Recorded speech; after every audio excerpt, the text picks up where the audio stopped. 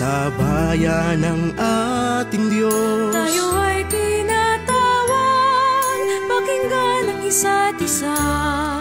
Pakinggan nating lahat ang Espiritu Santo.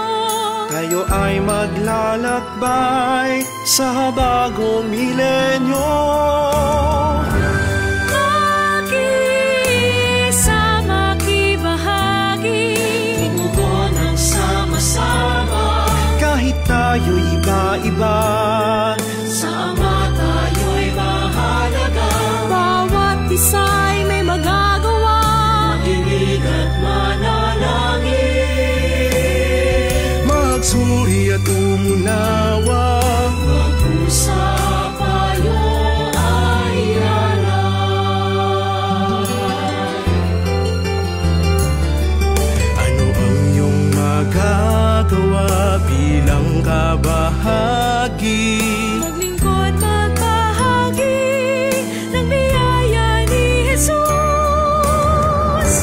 Makiisa, makibahagi, tumugon ang sama-sama.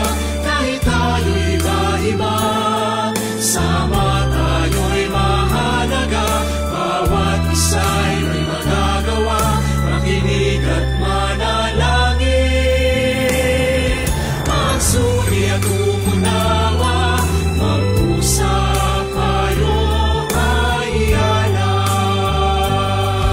Sa buhay, Ibahagi ang pananampalataya. Makiisa, makibahagi, tumugon ang sama-sama. Kahit tayo'y iba-iba, sama tayo'y mahalaga. Bawat isa'y may magagawa, makinig at manalangin. Magsuri at umunawa, mag-usap tayo ay alay. Makiisa, makibahagi, tumugon ang sama-sama. Kahit tayo'y iba-iba, sama tayo'y mahalaga. Bawat isa'y may magagawa, makinig at manalangin.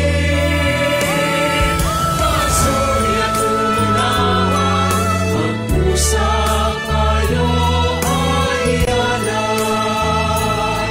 Mag-isa, makibahagi sa misyon ng Panginoon.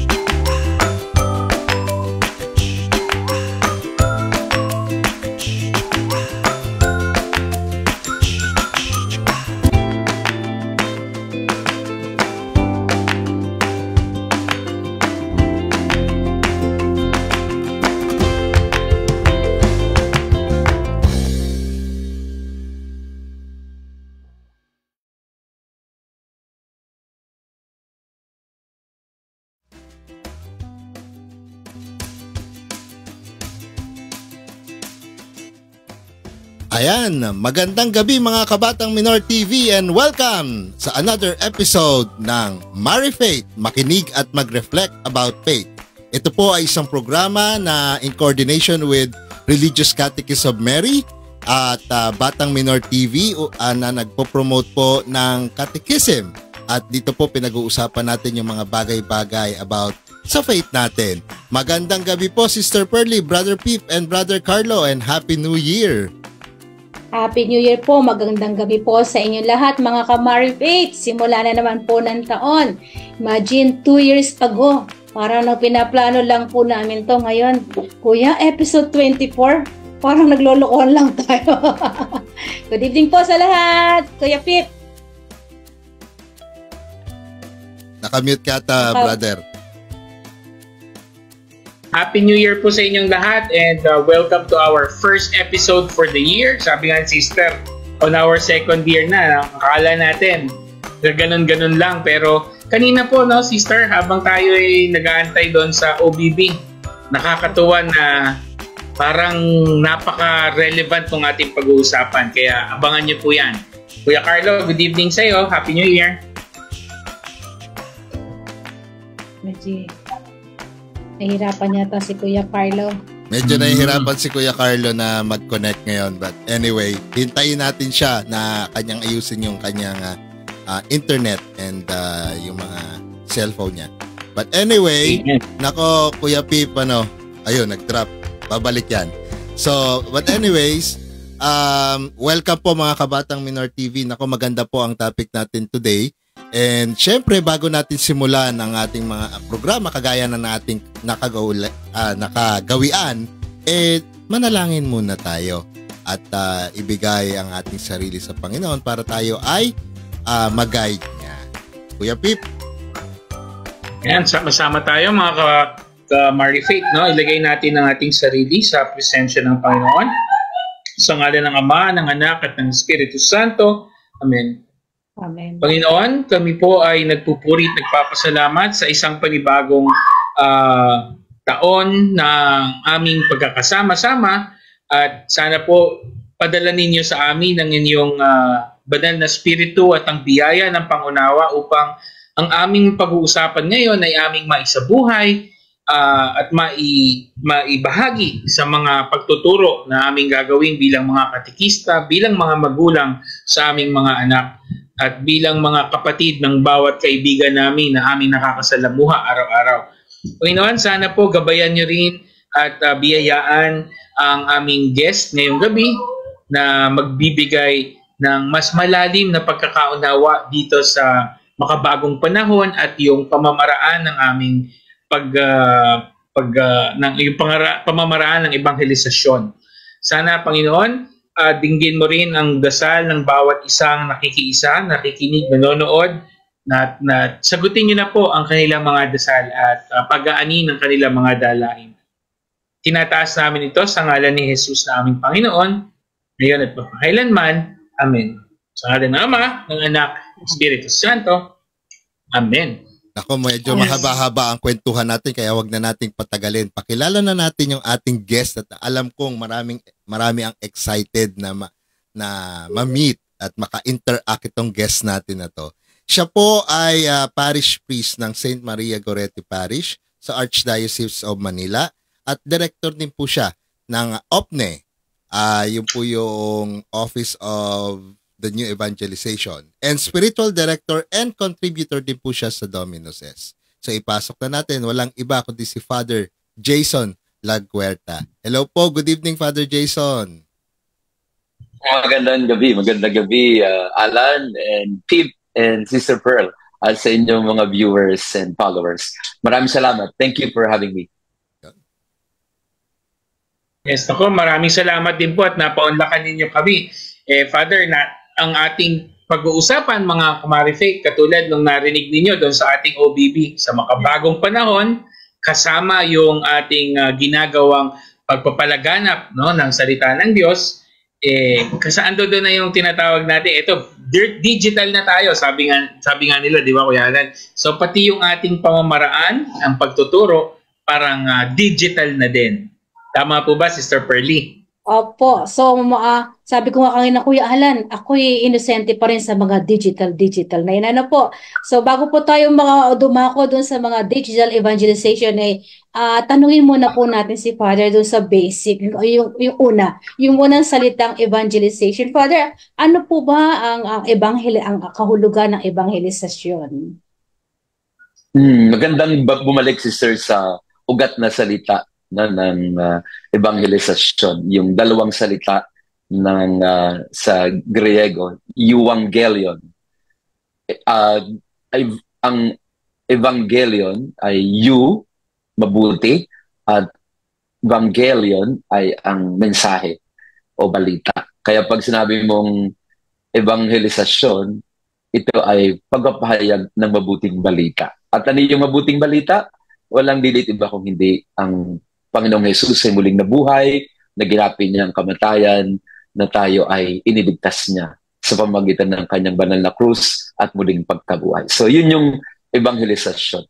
Yung patuloy na pagpapahayag, pagpapalawak ng kaalaman ng mga tao na buhay ang Diyos, na ang Panginoon ay kapiling natin at hindi niya tayo iniiwanan.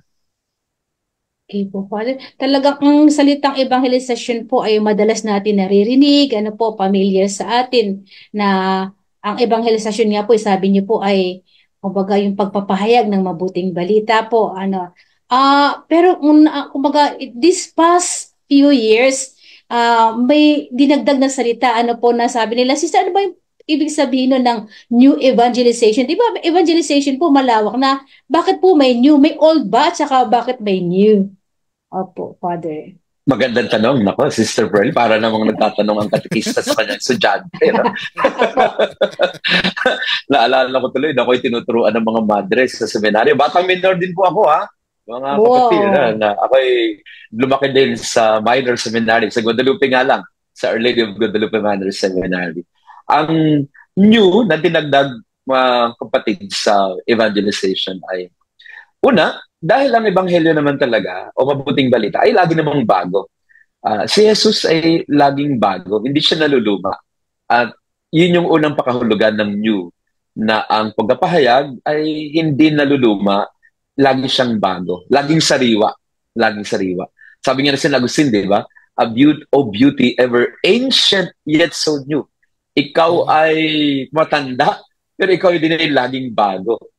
Pero yung isa pang dahilan ng new, pagdagdag ng new, si St. John Paul II ang nag-introduce nito, nag-coin ng salitang ito, na sa kanyang mga pahayag, nung siya pa ang Santo Papa, nung nabubuhay pa siya, ang sabi niya, ang mundo ngayon kailangan ng new evangelization o bagong evangelization. Ibig sabihin niya, kasi marami nang nagbago. Nagbago na ang kultura ng mga tao, nagbago na ang lingwahe, nagbago na ang mga pamamaraan, kostumbre, maraming nagbago. Pero yung ebanghelyo, yung balita, o yung kung anong pinahayag ni Jesus noon, ay yun pa rin naman yan. Kaya lang, yung tagatanggap, marami nang nagbago.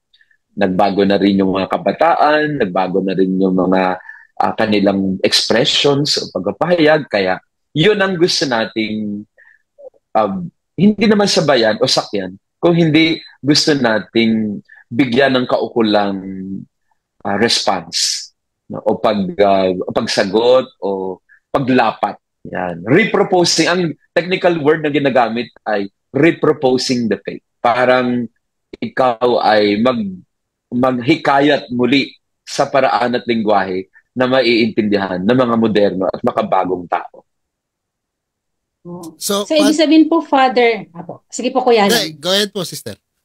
Ibig sabihin po, Father, hindi nagbabago yung mensahe, yung message si Jesus Christ, yung mabuti. So, yun, pag sinabi pong new evangelization, on our part as evangelizer, kumbaga, sabi niyo, with bagong zeal, talagang parang laging bago ka nagpo-proclaim, di po ba, sa bagong direktoryo ngayon ng ating Tatlo yung new fervor, new expression, new method.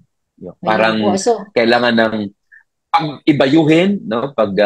Gisingin ulit kasi maraming nanlamig na sa pananampalataya. Kailangan din na mag-explore, magbukas sa mga bagong lengguwahe, sa mga bagong paraan.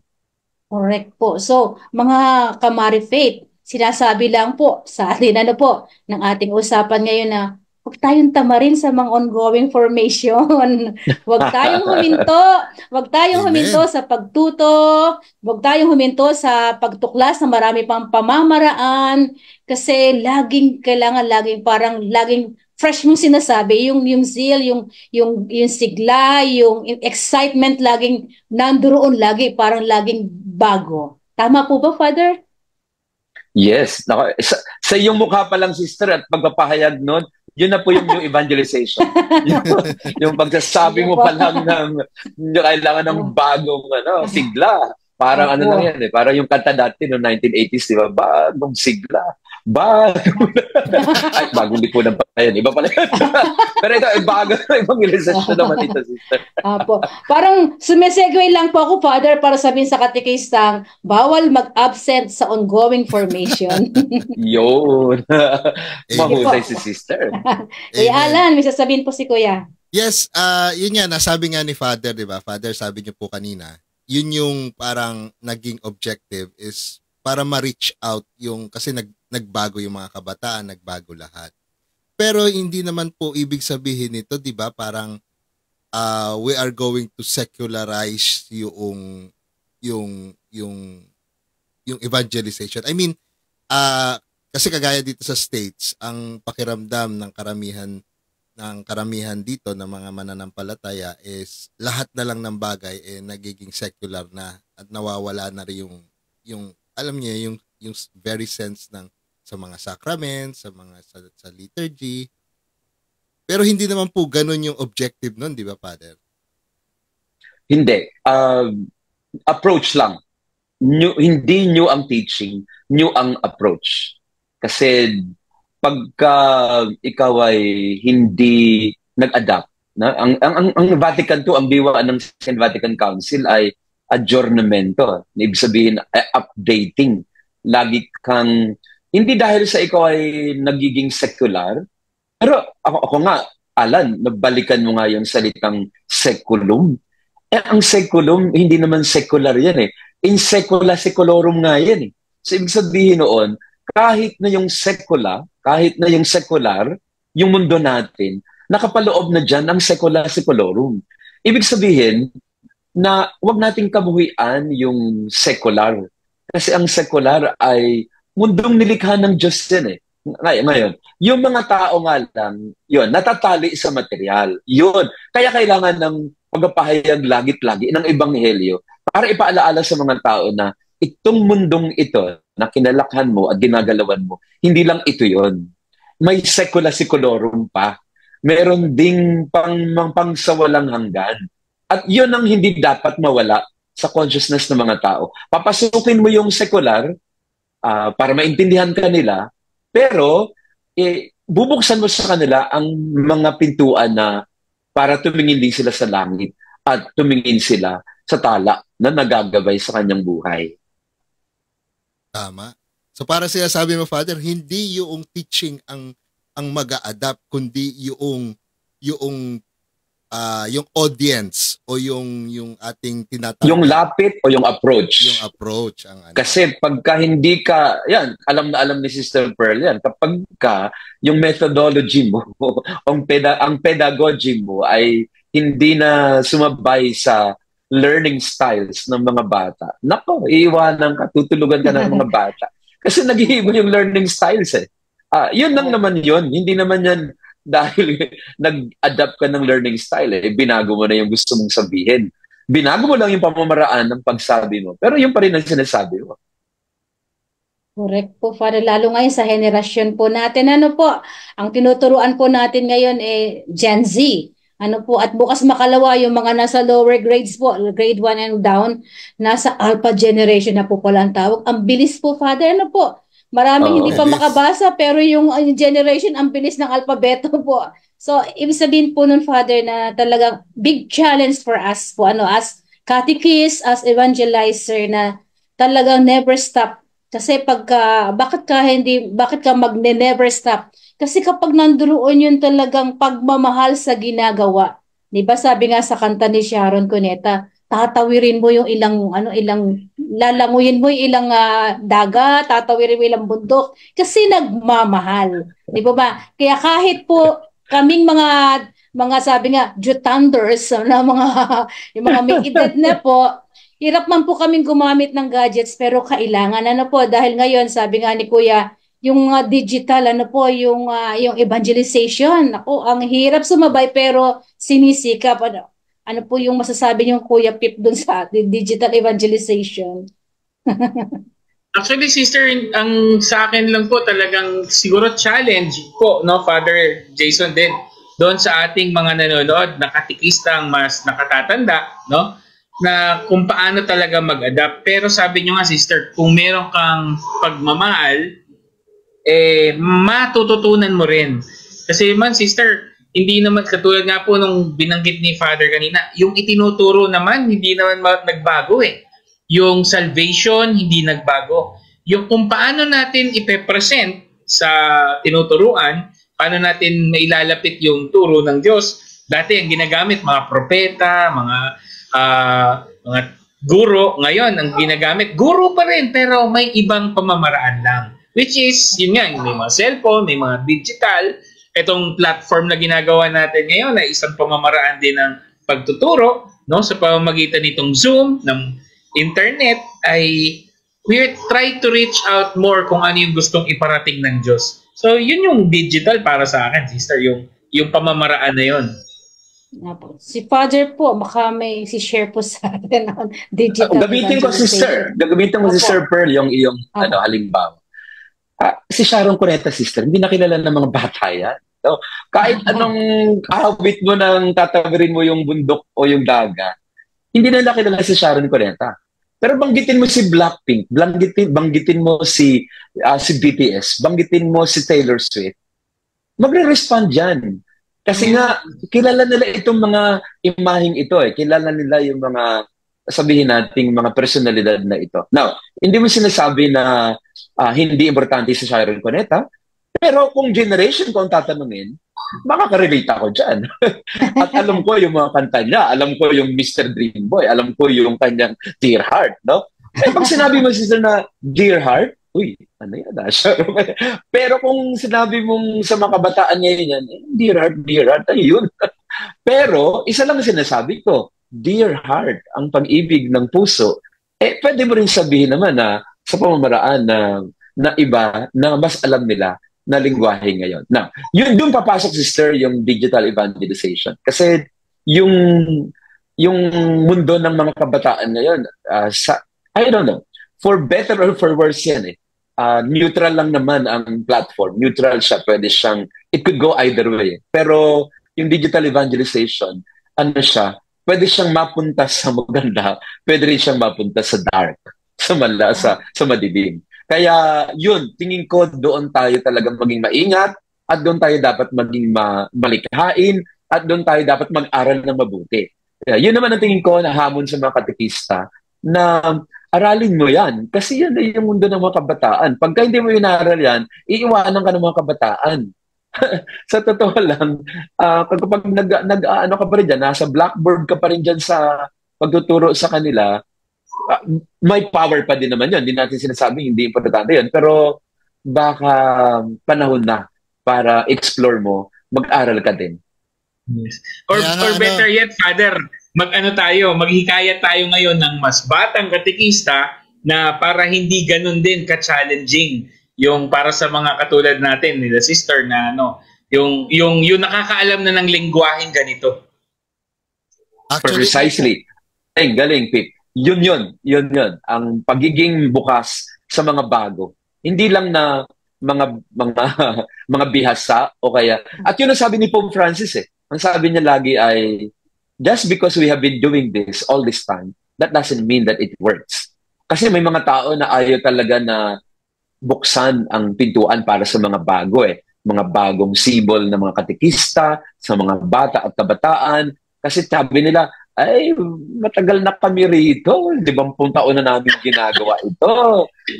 Papunta ka pa lang, pabalik na kami. Sasagutin ka naman ng mga kabataan. Ba't di tayo nagkasalubong? Parang ganun yung ng mga kabataan, di ba?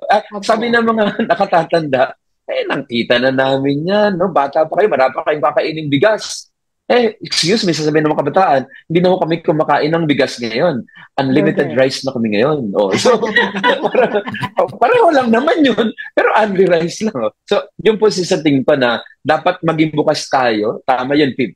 Kailangan maging bukas tayo ng mga, hindi naman nakatatanda, pero buksan natin kasi ang mga kabataan talaga, ang mas makakaintindi sa kapwa nila kabataan. Tama, Father. Tama, Father. At actually, yan din yung objective natin dito kaya tayo nag-create ng ganitong mga platform. Kasi una, ang objective is somehow makahikayat ng mga kabataan na mahilig manood sa Facebook or sa YouTube or something na mapapakinggan nitong pinag-uusapan natin, itong podcast natin. And second, is also practice na rin sa ating mga yung mga technically challenge, yung mga challenge sa technical, nagko-comment, may practice na mag-comment, mag-practice mag-share, mag-practice mag-like. Practice na rin sa atin 'yon, 'di ba? Kagaya nito, si Juliet Roque, sabi niya, good evening po sa lahat. Kamaripate, magandang gabi po. Ang dami nagko-comment ngayon, ang dami na nagpa-practice. Si Jaja Aridon, magandang gabi po. Si Glo Bakaykay, sabi niya, magandang gabi po. Si Cynthia Aguda, si Cherry Pelobelo, nagpadala ng 50 stars. O, marunong na siya magpadala ng stars, di ba? O sabi niya, good evening po from Malolos Cathedral. Magandang gabi rin po sa inyo. Si Christine De La Cruz, sabi niya, blessed evening po sa lahat. Watching po mula sa parokya ng San Francisco ng Assisi sa May Kawayan. Magandang gabi po sa mga taga May Kawayan. Oh, nanonood din si Ma'am Margo Salcedo, ang editor-in-chief ng Domino's S. Sabi niya, si Idol. Boss namin yan, boss namin. Boss namin si yan, si Mother Superior namin. Si Cherry, si Gloria Reyes Pila, mapagpalang gabi po sa lahat. Ayan, ang dami pa nagbe-message, nagpa-practice na sila ng comment. Good evening po, Sister Pearly, mga kuya at especially Father Jason. God bless po sa inyo lahat, sabi ni Estela Nepomuceno. Si John Mark Maso, good evening po, Father Jason, Kuya Pip and Sister Pearly. Si Clinia Beltran, good evening, Father Jason. Purito Santos, magandang gabi po. Katikista ng Pambansang Dambana at Parokya ng Santa Ana, Hagunoy. Sa mga taga Hagunoy, magandang gabi po sa inyo. Si Madera Hazel, sabi po ni Tita Gloria Pila, shoutout po sa mga katikista ng Santo Niño Parish, May Kawayan. Tara na at makinig at manood na. Amen po. Hello po sa mga taga May Kawayan. Kay Monsignor Andy, magandang gabi po. Yan, sa Santo Niño. Ay, Monsignor, aking teacher po yan. Yes. At si Isabel Gonzales at si Selly Paris. Kuya Pip, baka sa'yo meron ka pang mga nagpa-practice mag-comment dyan. Actually, meron, brother. Ito naman, hindi mga katikista pero nag-a-aspire pumasok ng seminaryo. Shout out daw, sabi ni Brother Roel Santa Maria. Siya ay Biblical Apostolate member ng diocese at recently lumapit, nagsabi, Kuya Pip, naiengganyo ako dun sa ginagawa nyo. Gusto kong pumasok ng seminaryo. So, papakilala natin ni Father Jojo yan para in the long run. Tapos happy birthday din sa kuya niya, sa kuya ni Roel Santa Maria. Happy birthday sa iyo. At shout out din kay Miss Elenita de la Cruz. Tapos kay sa mga nakasama namin kagabi, kay Tita Remy, good evening. At yung classmate natin si Father Jojo at si Brother Doc. Bro Doc, bukas ang flight mo, have a safe flight. Okay. Yan. Christian. Daya ni Doc Christian, hindi pa nag-join sa atin, ano?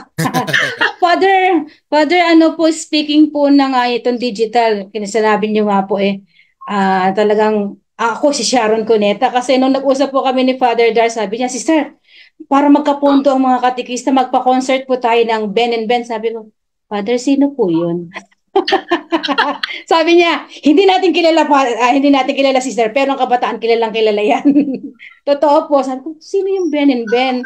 Sabi ko doon sa kakilala kong bata, Sister, talaga? Sabi ko, ay, sikat nga. Ano po? So, mahirap po talaga sa part natin, pero kung pag-aaralan, ano po, ay pwede, hindi nakakatakot. Pero Father, halimbawa, sa mga kabataan po natin na nakikinig, nanonood po ngayon, sa paanong paraan po, sa paanong pagkakataon po ba itong makabagong teknolohiya ay nagdadala sa atin? Ano po?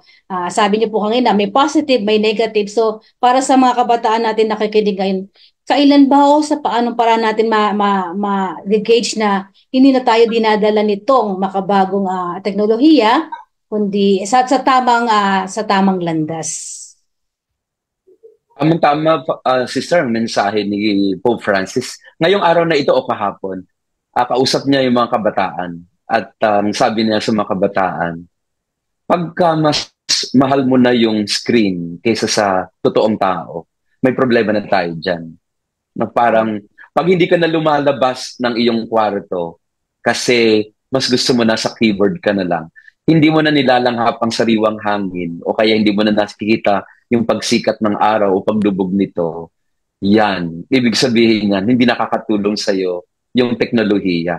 Kaya, ang mungkahi ni Pope Francis ay gamitin ng teknolohiya, pero wag yan ang maging parang dahilan o kaya kahulugan ng buhay mo. Kasi may yun ang danger o yun ang nakakatakot sa sitwasyon ng mga kabataan natin na yung gadget, siya na yung parang instead na means siya na yung end. Na parang kung gusto kong maging masaya, hawak ako ng gadget. Kung gusto kong malibang, hawak ako ng cellphone. Kung gusto ko na magkaroon ng pera o kung ano man, yan, nakaugat lahat sa gadget. So, sinasabi ni Pope Francis, yung tao, hindi mo pwedeng ipagpalit sa gadget. Yung tunay na ugnayan, person to person, ay hindi pwede mong ilimita sa iyong mga virtual friends. Kasi iba pa rin naman yung friendship mo sa virtual at yung actual na friendship mo. At pagka akala mo yung totoong kaibigan mo yung mga nasa virtual, baka 5,000 ang followers mo, 10,000 sa Facebook. Pero sa totoo lang, isa lang ang totoong kaibigan mo dyan. At yun, doon nawawala ang mga kabataan ng, oy, ba't ganun? Pag walang nag-comment o walang nag-like sa aking post, parang sama-sama ng loob niya. Parang ngayon, ang kanyang pagkatao ay nakadepende na sa likes and followers. Na yun yung kailangan bantayan. Na nasa sakripisyo yung totoong ugnayan at pagkatao. At mas nagiging Diyos o Panginoon yung mga nasa online o virtual na hindi dapat. Amen. So yun, tandaan po natin mga kabataan. Hindi pinagbabawal, pero sinasabi lang gamitin sa tama. At posibleng pwede po talaga nating magamit sa tama. Ang good example is Carlo Acutis. Di po ba, Father? Amen. Yes. Totoo Si yun, Carlo sister. Acutis po. Noong po, October last year, ako ay nagpunta doon sa shrine ni Carlo Acutis, no, sa Italy. Sister, yung kanyang libingan, makikita mo yung syempre naka-wax na yon, pero ang suot niya ay hoodie. Ito yung kanyang himlayan to. Naka-jeans, naka-rubber shoes, naka-hoodie. Yan yung libingan niya. Pati totoo po yun ang suot niya? Yeah, yun ang suot niya doon na nakahimlay siya sa kanyang tomb. Sabi ko, ito yung... At bumunta naman kami doon sa Vatican, nakita mo naman yung libingan ng mga Santo Papa. At nakita mo na ang layo ng kanilang itsura. Ibig sabihin nun, si Carlo Acutis ay talagang modernong santo, pero pwede kang maging banal sa kabila ng modernong panahon. Kaya nga, Father, yun din yung isa sa mga objective ng Batang Minor TV. Actually, yung sinabi mo na yung personal. Dati kasi, nung nagsisimula pa lang kami, ma-share lang namin ni Kuya Pipa na Sister Pearly. Nung nagsisimula kami, to tell you honestly, nagwo-worry kami. May magla-like ba? May magpa-follow ba? Ilang followers ba yung kailangan? Yung mga ganito.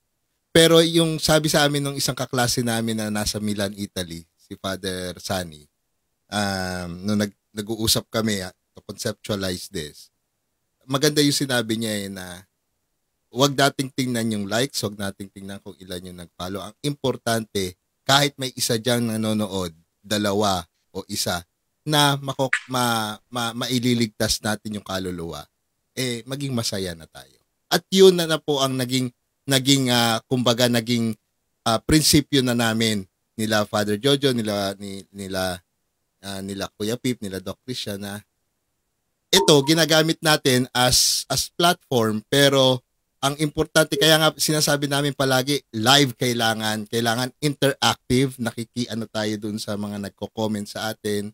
At ngayon po, actually kagabi po, yung verbum po natin, kung mapapansin nyo, may mga live audience na rin. So ginagawa nating hybrid na para at least tuloy-tuloy yung yun yung importante sinabi ni Father Jason kailangan may personal touch din.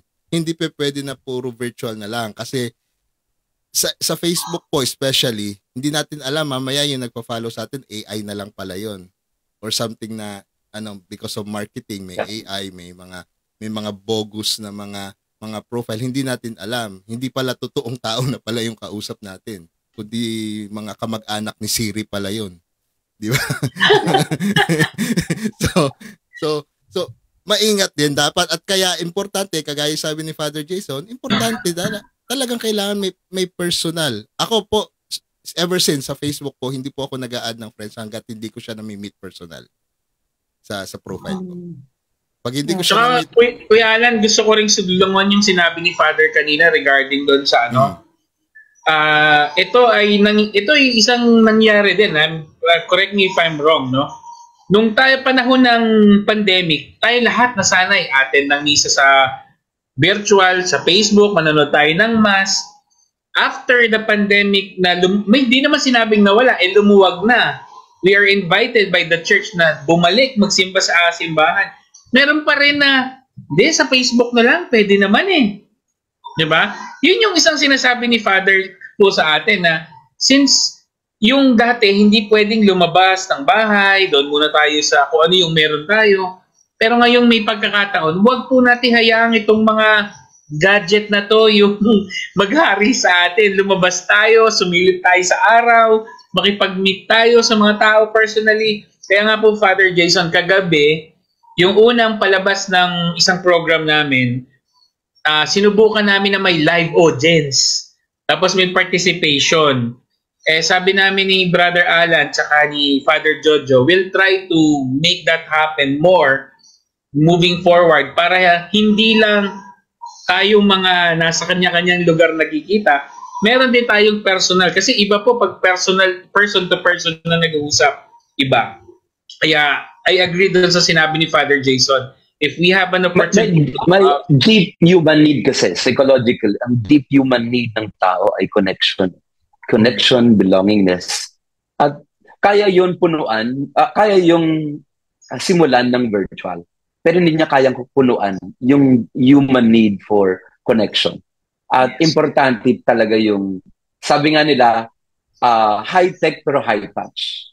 So high-tech ka pero high-touch ka din. Ibig sabihin noon na nandun pa rin yung human relationship. Hindi dapat masasakripisyo yun. Kasi tama yun. Minsan nga, mga bots na lang ang kausap mo, mga AI na lang, or at niloloko mo na lang yung sarili mo. Kunyari, ang dami mong followers, ang dami. Parang wala ka nang pinag-iba, di ba, sa mga... yun naman, manipulative na yun. Dahil nga, gusto mo nga magkaroon ng semblance of popularity or strong followership. Pero, tama yun, Alan, no? At sa inyong adikain. Sabi ni Maya Angelou, ito favorite, author ko to, si Maya Angelou. Sabi niya, a bird doesn't sing because it has an answer. A bird sings because it has a song. Parang yan ang lagi kong gabay sa mga ko. Yung sabihin nun, nagpo-produce ka ng isang programa, hindi dahil may sagot ka sa mga tanong ng mga tao. Kaya ka nagbibigay at nagpapahayag kasi may awitin ka na gusto mong ipahayag o ibahagi sa iba. You have a song in your heart and that's what you want to share. So you're not there to answer people's questions or needs, but you have a message to share. So do it. Parang yun yung dahilan kung bakit tayo nandito We have a good news to share. Meron tayong ebanghelyo na magandang ibahagi. Kaya hindi tayo titigil. In season or out of season, we will proclaim the gospel. Kahit na may nakikinig sa atin 100, 200, 3,000. Ang mahalaga, you have a song in your heart and you want to sing. Yan. Ang ating boss, si Margot, napakahusay kumanta niyan. No? Parang wherever she goes, she wants to sing. So, minsan kakain kami sa restaurant. Minsan kakanta na lang siya bigla ng kanyang opera. No? Because you have a song to sing, then sing it. Why not? Totoo po yun, Father. Speaking of interactive po, Father, bigla ko may naalala nung binanggit yung interactive. Yung po bang, Father, di ba yung PCNE 9 interactive? Lumabas po yung aking edad, hindi pa ako makasabay. Hindi ko alam kung saan hahanapin, saan na napunta, bakit nawala. So, speaking of PCNE, Father, bigyan niyo, kasi po, malapit na yan po. Father, Yes. kasi po, ang mga kabataan po ngayon ay, ito, sa digital catechesis po, kasama na din po yung paano natin ikakatechize. Sa ibang pamamaraan ng pag-evangelize ay itong PCNE sa atin po, di po ba, sa Manila, sa Pilipinas. Isang way po ng pag-evangelize sa mga tao ay ang pagtatatag ng PCNE. Tama po ba po? Yun po ang layunin noon, noong 2013 Opo. ni Cardinal Chito Tagle. Bago siya i-appoint sa Vatican as head ng evangelization. No? Hindi niya akalain na kung ano yung sinimulan niya dito sa Pilipinas, yung pala ang magiging papel na gagampanan niya sa pangkalahatang simbahan, no? Sa Vatican. Pwede yun po yung tatanong po namin sa inyo. Tell us something about PCNE. Kailan nagsimula, paano nagsimula, at yun po yung purpose nga po sana. Ngayong darating na January 19, 2021, 2024, sa University of Santo Tomas Sister, no, sa Quadricentennial Pavilion, magtitipon muli tayo para sa ikasampung edisyon ng Philippine Conference on New Evangelization. Ang layunin ng konferensyang ito ay, una, para magtagpo ang lahat ng mga evangelizer, lahat ng mga katekista, educator, para magkaroon tayo ng komunidad. Marami naman tayo mga convention, marami namang konferensya. Pero ito, ang layunin niya, una, magkaroon tayo ng encounter sa isa't isa. Magkakilakilanlan, magkatulong-tulungan, magkapalitan ng mga contacts, mga numbers yan. Magkaroon ng mga kaibigan.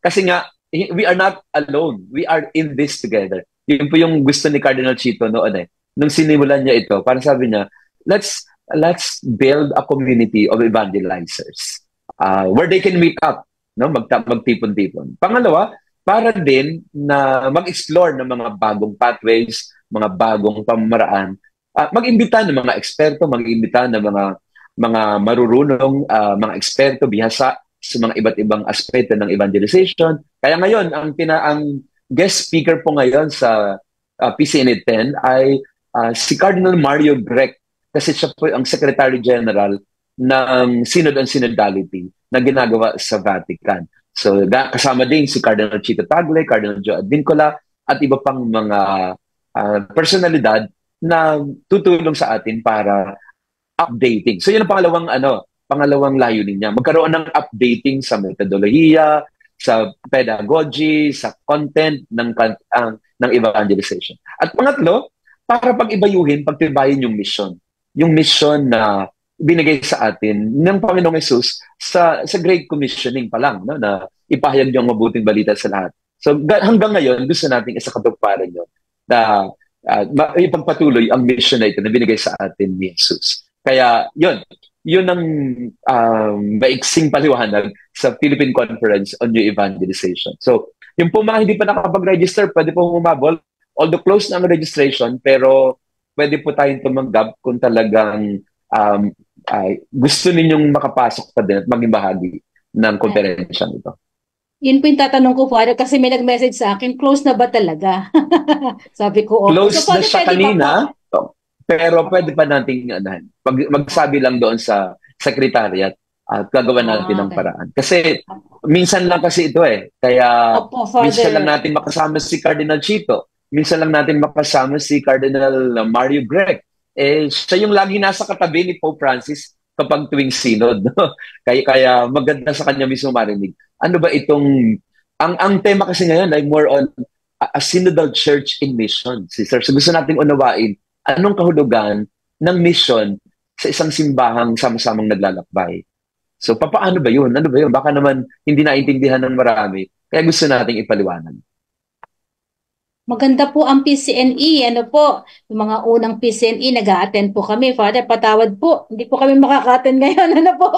Pero previously po, Father, lagi kami nandyan at gustong-gusto namin yung portion na magme-message kasi, Father, si Cardinal Tagle magsasabi ko, i-message mo, tapos isesend mo kani-kanino. Malalaman mo po naka-tune in sila kasi yung ibang i-message ka din. Ano po? Maganda po. Naka-live stream naman siya, sister. Yung mga hindi makakapunta kung sakali man, magla-live streaming kami sa TV Maria. Yeah, nakakonect po, din Father. ng PCNE dito sa Batang Minor TV. So I bet they will cross-post that program here. Kasi nagko-cross-post Father, naman ng kasi PCNE sa atin. may mga klase po, Father, kasi Saturday classes ang mga catechist na hindi pwedeng i-stop dahil napakarami na pong utang kami. Ano po? Pero, Tama po Father, yun, sister. Apo, napakaganda po talaga ng PCNE. Last time, before pandemic po, nandun kami sa UST po with Cardinal Tagle. Tapos may time pa po na ano ba yung Father natin na yung episode na PCNE na more on sa Blessed ba yun? Yung si Cardinal Tagle po, yung naiyak siya dahil sa mga EJK. Ano po, Father, talaga lahat kami doon iiyakan din. Paglabas namin ng UST, mugto ang mata namin. Kasi, Father, yung experience ko sa pag-join sa PCNE, parang hindi po siya isang programa na to entertain us. Pagpasok mo doon, parang lahat magkakilala. Parang pare-pareho tayo na, parang kabagang mo ng lahat sila, kabatian mo, parang hindi sila iba, kundi parang family yung feelings. Yun po yung naramdaman ko. Parang pamilya yung pakiramdam mo pag nandun ka, mag-share sa'yo, manghihingi sa'yo, tutulungan ka. Ang sarap-sarap po ng pakiramdam. Ano po, kaya marami pong nag-a-attend dyan po na taga Bulacan, Father. Yeah. Sama-sama po. Yun ang gusto talaga nating maipakita na we are in this together. We are missionaries together. Hindi kanya-kanya o kami-kami. Sama-sama tayo patungo sa pagtugon sa mission. Tama. Hindi kanya-kanya, hindi kami-kami, hindi sila-sila. Yun dapat tayo-tayo. Tayo. Tayo-tayo. Diba? Tsaka, Father, sabi nga ni Pope Francis, todos. Together. Alam niyo po mga ka-Marifaith, isang pamamaraan ng pakikisama or makasama doon sa togetherness na yun. Nakita niyo po yung share button dyan sa baba. Pindutin niyo po yan. Pag nag-share kayo, kasama na kayo sa pagiging digital missionary. Dahil marami kayong, pag sinare niyo sa page yan, mas marami tayong marireach. Diba? Yan yung ating laging imbitasyon sa inyong lahat. Kung yun ngang mga TikTok videos, sinishare natin eh.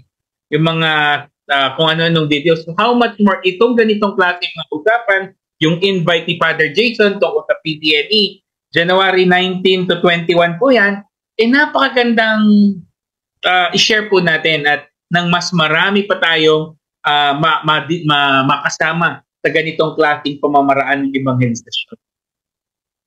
At yun din yung, kumbaga yun din yung palagi natin sinasabi, Kuya Pipe, dito sa Batang Minor TV na in terms of digital, kaya nga may mga cross-posting, kaya nga may mga, kasi partnership yan, togetherness yan.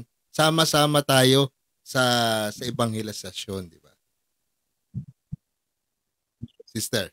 Okay. Opo. Father, ano po, this coming PCNE, ano pa po ba yung inaasahan para po yung mga hindi pa nagdadalawang isip pa po na mag-register, na humabol ay lalong manabik? Ano po ba yung aasahan natin sa PCNE 10?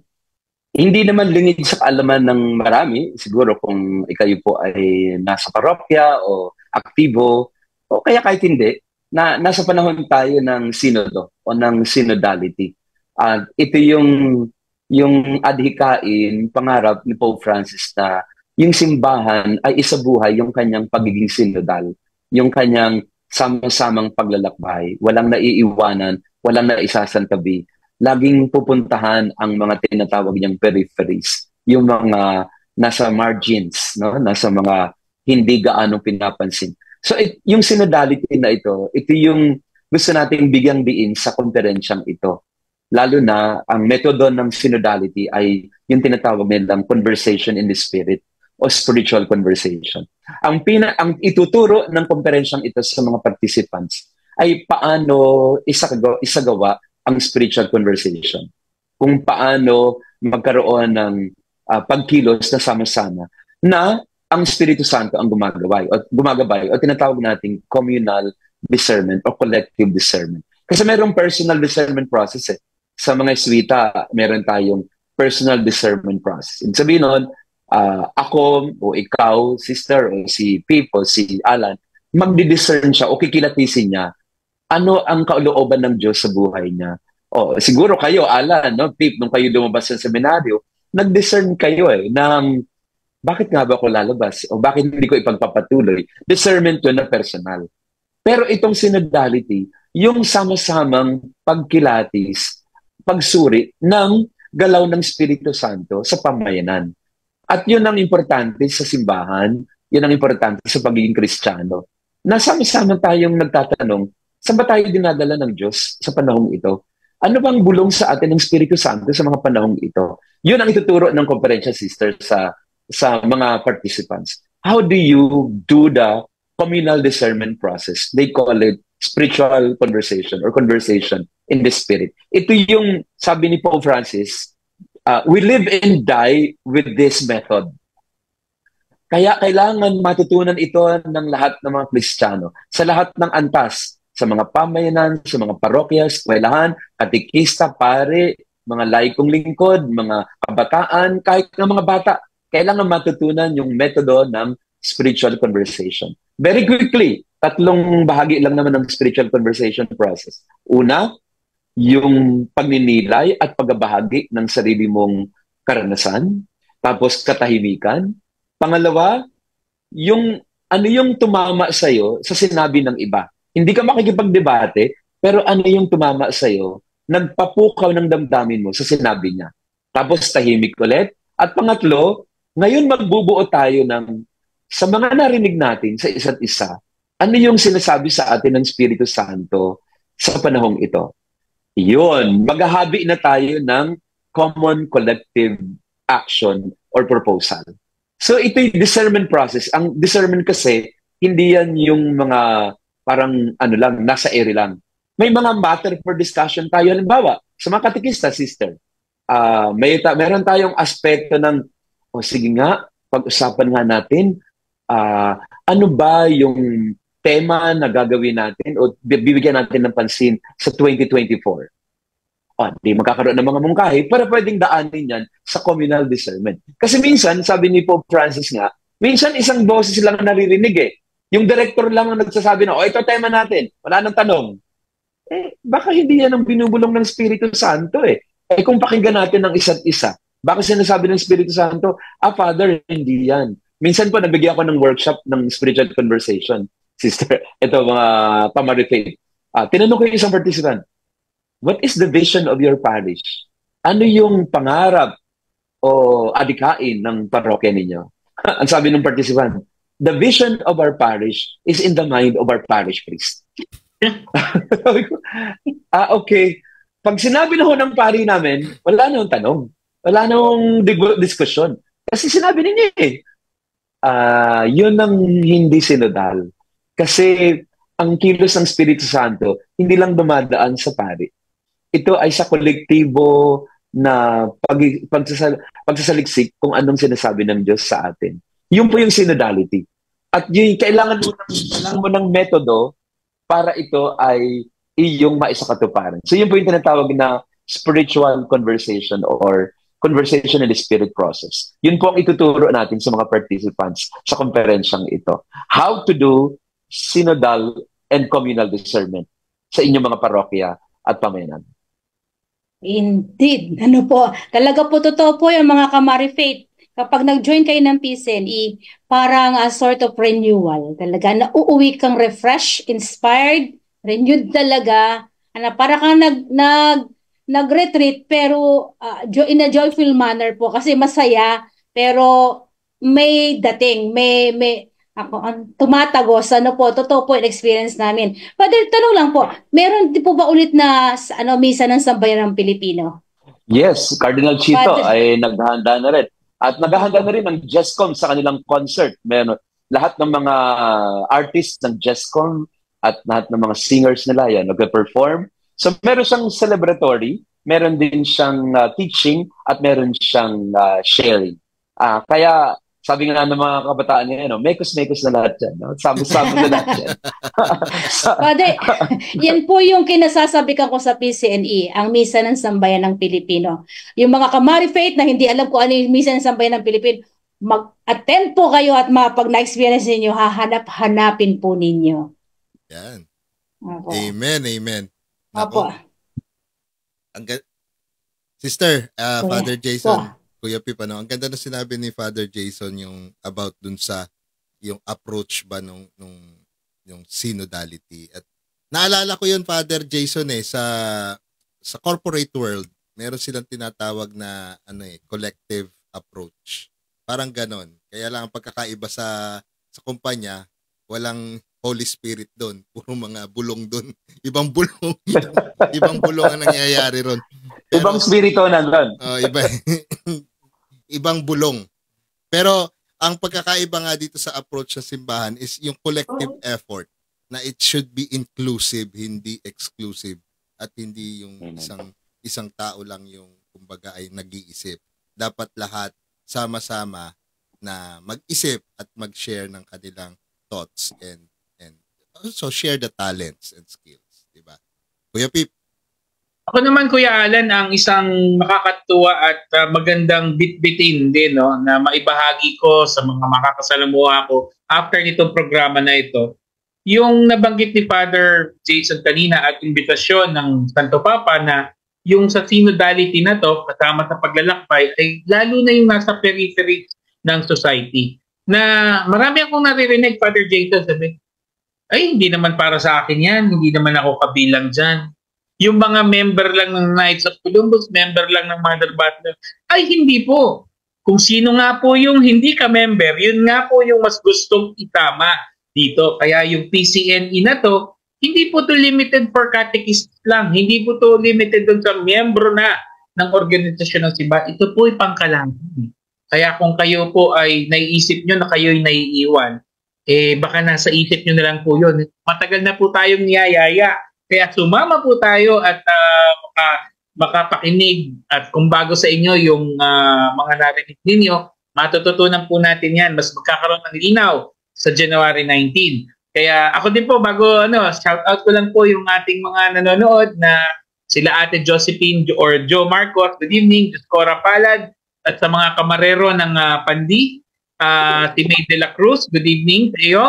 Kay Mary Daoan, Marina Behamonde, Henry Gonzalez, Linda de la Peña, at kay yung aking teacher na member ng RCM, si Sister Mercedita Balagtas, good evening. And maraming salamat po at nandito kayo. Kaya mga kamaripate, tayo ay umattend, manood doon sa PCNE. Sabi nga ni Father, hindi man tayo makarating physically, available sa TV Maria. Okay po. So maraming salamat po, Father. PCNE po, January 19, 2021, mga Kamari Faith. Napakagandang experience. Sabi po ni Father, pwedeng humabol, makipag-usap lamang sa secretary. Ano po, yung nagtatanong kanina, Sister, talaga po, sarado na. Ano po? Father, may isa pa po kaming concern, may nagtanong po sa akin. Kasi yung kit po ay hindi po mapupuntahan doon ngayon kasi nasa probinsya po kami, nasa malayo po kami. Ano po yung better way? Di po ba pwede naman po yung doon na sa site? Pwedeng pick up 19? Sa pagdating po. Sa mismong site, pwede ho mag-pick up doon. May designated area po doon na pwedeng i-pick up nila yung kanilang conference kit. Dalhin lang nila yung kanilang parang slip resibo or yung kanilang number, yung kanilang number. Yung number ng registration po nila yon, Father, no? Yes. Present lang nila para makuha nila yung kit. Tama po. So kahit hindi mo nila mapuntahan.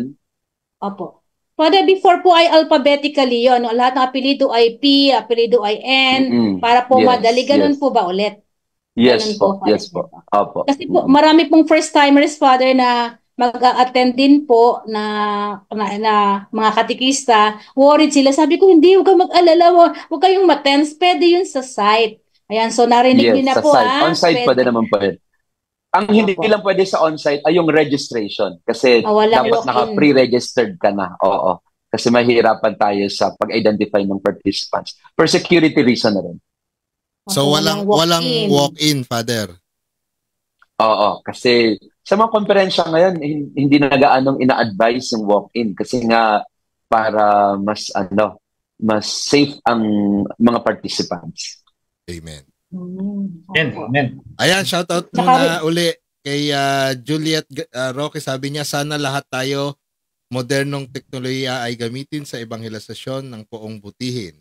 Tapos thank you po kay Cherry Pelobelo, nagpadala ng stars. Kay hello din po Cecil Soriano. Yep.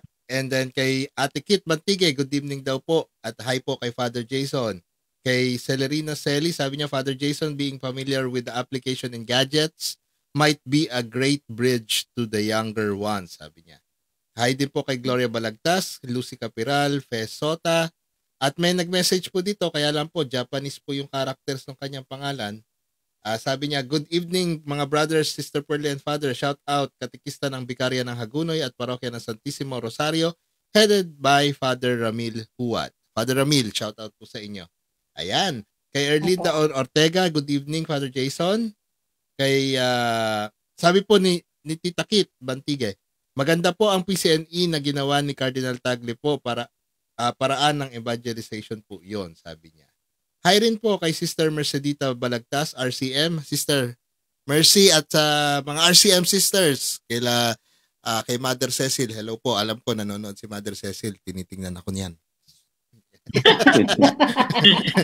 Monitored ka pala. Dito Alan, ha? Yes. Kasi Kuya Alan, baka raw hindi mo pa ma-pronounce ng tama. Dayolikatma. Yan, napopronounce Yo, na. Dayolikatma.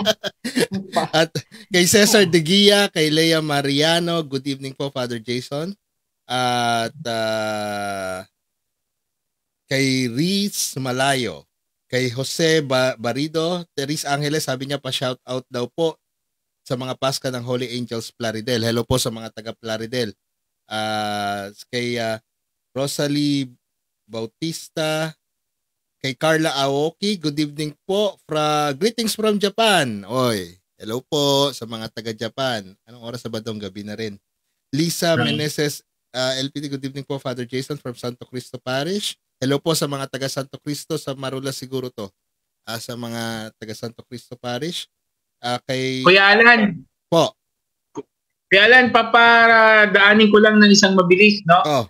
Gusto ko lang pong batiin si Kuya Vicchio, Vincent Quirol, nanonood sa atin at yes. yung ating mga kapatid sa Kapatirang Immaculate Conception Alumni Incorporated. Good evening sa inyo. Gusto lang din natin silang ipaalam sa inyo na may invite po ang aming alumni, ang aming samahan sa Immaculate Conception Minor Seminary for a charity event na gaganapin sa March 1. Ito po ay isang golf tournament na naglalayon na makatulong pa doon sa pag-aaral ng ating mga seminarista. Kaya for inquiries and questions, please message Immaculate Conception Seminary para makapag-inquire those interested to share their blessing by playing golf with fellow brothers and priests ng seminaryo. Ay mag-inquire lang po Immaculate Conception Seminary. Si Father Jason, baka nag-golf si Father Jason. No, ibang golf pang alam ko. Palagi ko, golf ng kape. Ang alam ni Father Jason, mag-golf tayo ng kape. Si Monsignor Andy ba, nag-golf pa? Talaga. Si Father Manny Cruz? Hindi po, pero sila po ay nakikipagkwentuhan. Nasa clubhouse. Nakikipagkwentuhan. Father, nabanggit po kanina yung Dayolikatma. Sabihin ko lang po, inform ko lang po kayo na dito po sa aming diocese ay meron pong Diocesan Lay Institute. So, meron po kaming 6 centers kasi po kung pupunta ang mga katikista, mga volunteer katikista sa sentro, napakalayo po, Father. Kaya ang ginawa po namin ay nagkaroon kami ng mga centers sa iba't ibang lugar. So, we have 6 centers po, Father, na more or less, parang tama, ewan ko po Mother kung tama, may more or less 300 catechists po naka-enroll sa 6 centers. Wow. Kaya po yung Sabado po natatamaan, may classes sila kasi every Saturday, yung mga teachers po at mga mag-aasikaso yung mga madre, kaya hindi po kami maka-attend. Sa online na lang po. Online po, online po. May live streaming naman, you can go back. Opo. Sister, saan po yung mga centers nyo? Saka Father, may team replay yan, no? Malamang, may team replay. Meron. Opo. Sister, saan yung mga centers nyo po? Center A, Malolo. Center B, Baliwag. Center C, May Kawayan. Center D ay sa San Jose del Monte. Center E, Santa Maria. And Center F, yung bago, is San Miguel. Pwede kung San Miguel po malapit na po sa Nueva Ecija. Yun. So medyo magkakalayo po kaya para po hindi mahirapan ng catechists, po sila po ay sila na po yung pinuntahan namin sa mga centers at maraming salamat po sa mga matiyatsagang madre at pare na nagtuturo sa napakaliit po na allowance na kulang pang panggasolina. Kulang panggasolina pero for almost 25 years po so in 25 years hindi po sila sumuko. Kaya maraming salamat po. So take ko na din po yung opportunity para invite din po yung mga katekista come February 10 ay ilo-launch po natin ang celebration po ng ating 50th anniversary ng catechetical ministry po ng Paschal na sa diocese. February 10 meron po tayo 9 o'clock mass with Bishop Dennis sa parokya po ng Pulilan. Ang attendees lang po natin muna ay parochial officers kasi po hindi tayo kakasya. Pag nag-assembly po kami, Father, 2,000 to 3,000 po. Kaya hindi kakayanin ng parokya.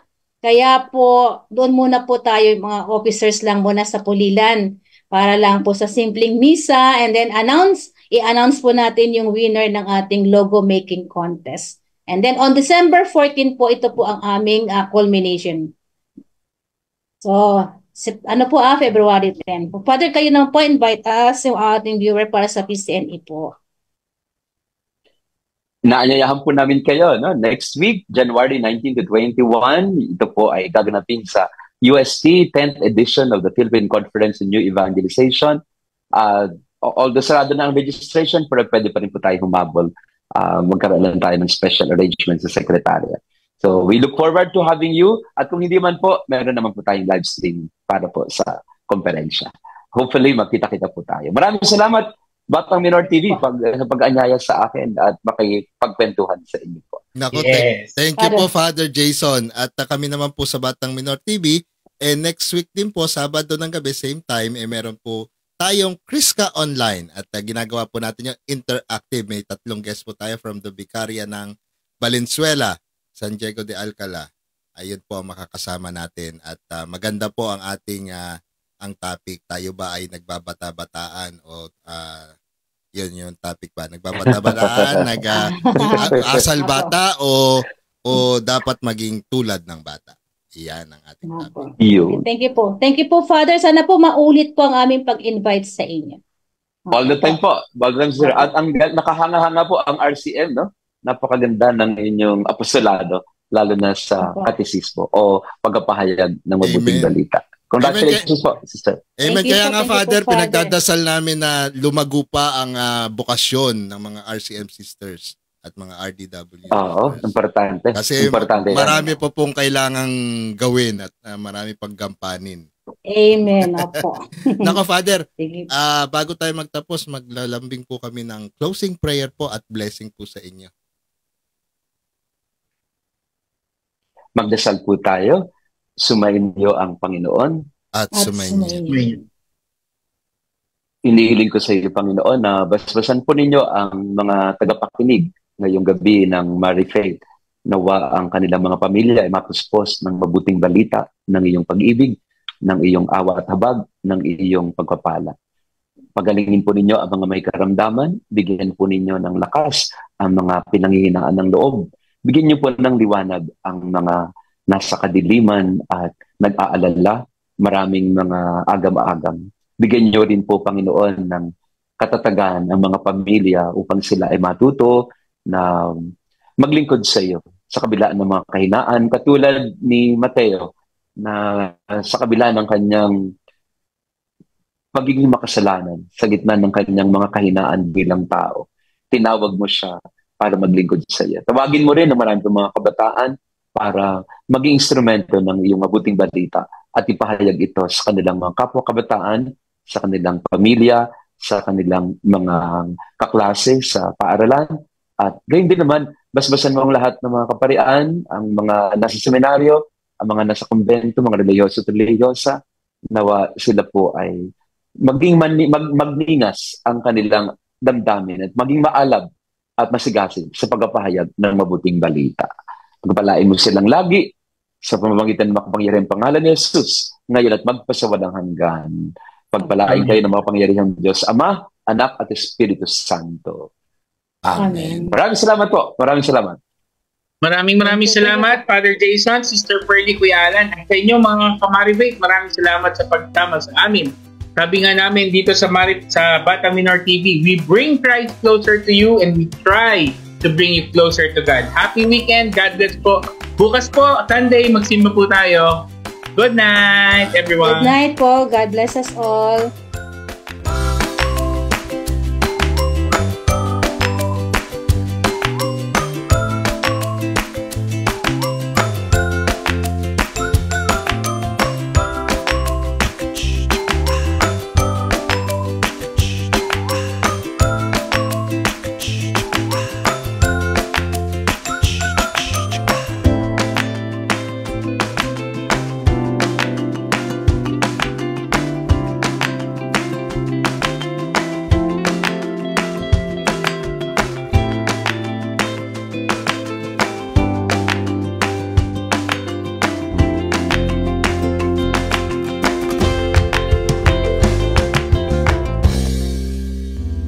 If you like this video, please give it a thumbs up and click the subscribe button.